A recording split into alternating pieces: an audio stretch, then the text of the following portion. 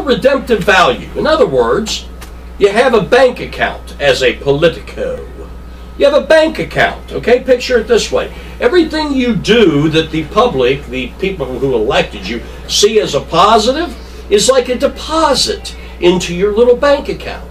And when you screw up, it's like a little debit. So you want to put as many big deposits in there as you can and build your account. Because from time to time, as a politico, you'll want to draw from that account, correct? Yes.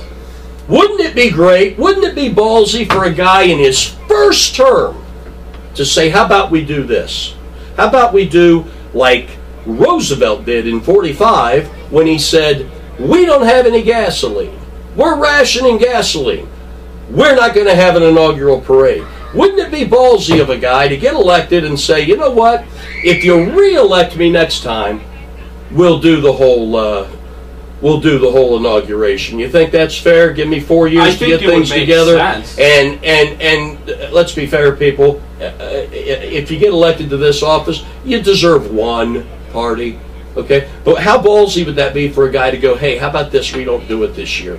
You good with that? Save you some money? It would be pretty cool. That's what you hired me to do, right? You hired me to come in here and fix stuff, right? So if the first thing I do is save you $200 million for a parade, there's pork in the inauguration. Oh, absolutely. They repaved Pennsylvania Avenue.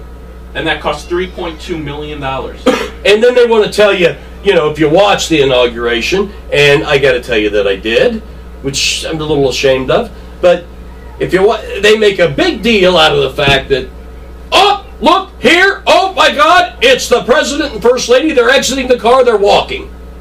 Like it's spontaneous. They hired 600 extra DC cops to monitor the area that they already knew that the president and the vice president were going to get out of the car and walk. From the crosswalk sign to the second walk, don't walk sign, they're going to be walking. So load the place up. It's not spontaneous. And you got to get the lip syncing gear in there for Beyonce. But, you know, all of that money that's spent on all of that in the, you know, $200 million.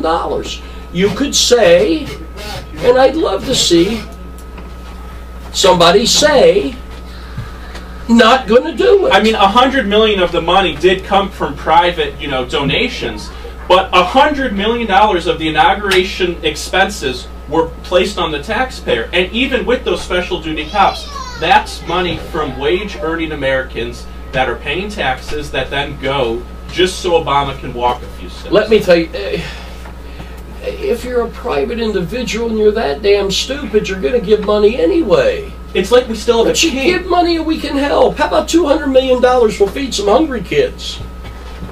Instead of giving a little more lobster sense to me. and buffalo. These guys are eating lobster and buffalo. You know what I had that night?